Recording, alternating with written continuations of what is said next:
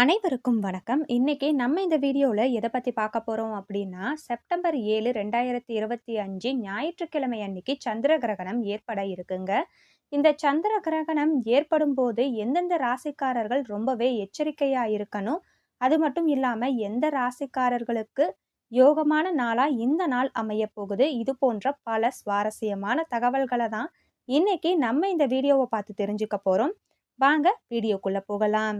முதல்ல சந்திர கிரகணம் அப்படின்னு என்ன அப்படின்னு பார்க்கும்போது, சூரியன் சந்திரன் இடையில ஒரே நேர்கோட்டுல பூமி வர்றப்ப பூமியுடைய நிழல் சந்திரன் மீது விழக்கூடிய நிகழ்வை தான் சந்திர கிரகணமா சொல்றாங்க.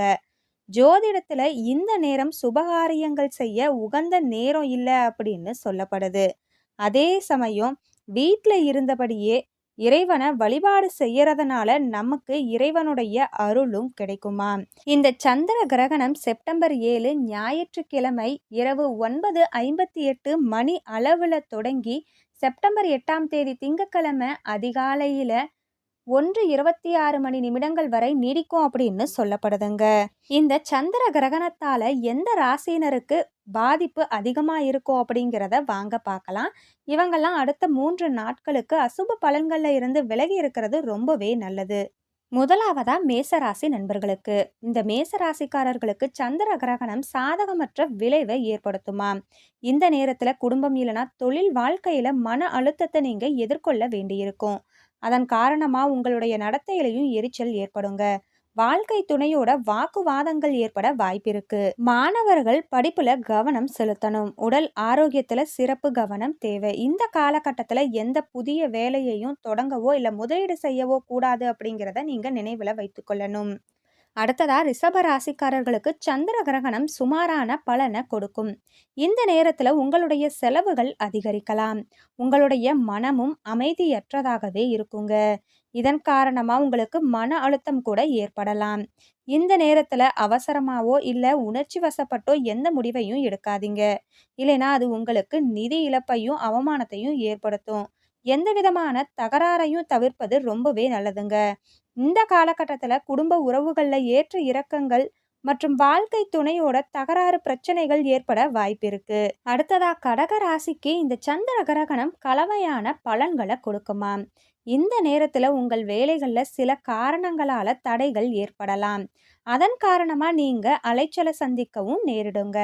தெரியாத நபரோட பிரச்சனைகளும் ஏற்படலாம். இதனால சர்ச்சைகள் மற்றும் விவாதங்கள்ல இருந்து நீங்க விலகி இருக்கிறது ரொம்பவே நல்லதுங்க. உங்களுடைய தாயோடைய உடல்நிலையை நீங்க கவனித்துக் கொள்ளணும். நிபுணர்களோட கலந்தாலோசித்த பின்னாடி தான் முதலீடு செய்யணும். இல்லைனா நிதி இழப்பு கூட ஏற்படலாம். குழந்தை திருமணத்துல ஒருவித தடைகள் ஏற்படுங்க. துலாம் ராசி சுவாதி விசாக நட்சத்திரத்துல பிறந்தவங்க ரொம்பவே எச்சரிக்கையா இருக்கிறது நல்லதுங்க. துலாம் ராசிக்காரர்கள் சந்திர கிரகணத்தப்ப சிறப்பு கவனம் செலுத்தணும். எந்த விதமான பரிவர்த்தனையிலையும் தவிர்க்கிறது நல்லது. இல்லைனா உங்களுடைய பணம் மற்றவர்கள் கிட்ட சிக்க வாய்ப்பிருக்குங்க. இந்த காலகட்டத்தை பணத்தை சேமிப்பதுல சிக்கல்கள் ஏற்படலாம். அதே நேரத்துல மாணவர்கள் கல்வித்துறையில கவனம் இல்லாம பிரச்சனைகளையும் சந்திக்க நேரிடும். நீங்க பயணம் செய்வதை தவிர்க்கணும். உங்களுடைய ஆரோக்கியத்துல நீங்க கவனம் செலுத்தணும். மேலும் வாகனம் ஓட்டுறப்ப ரொம்பவே கவனமா இருங்க.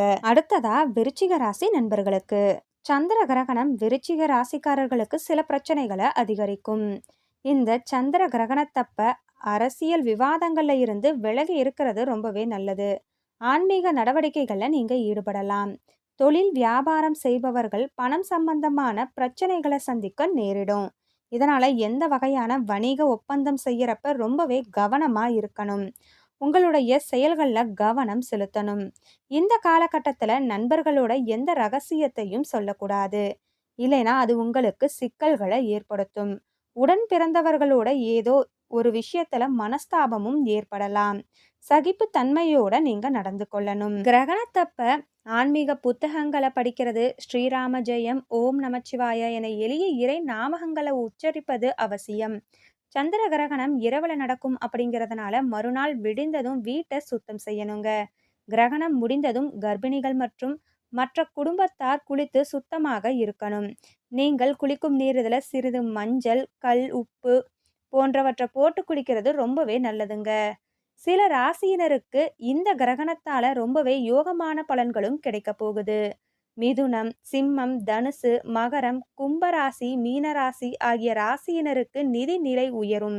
தொழில் மற்றும் வேலையில முன்னேற்றமும் மிக சிறப்பான பலன்களும் கிடைக்கும் அப்படின்னு ஜோதிடத்துல சொல்லப்படுதுங்க. என்ன நண்பர்களே, இன்னைக்கு நம்ம இந்த வீடியோல ரொம்பவே சுவாரஸ்யமான தகவலை பார்த்திருப்போம்.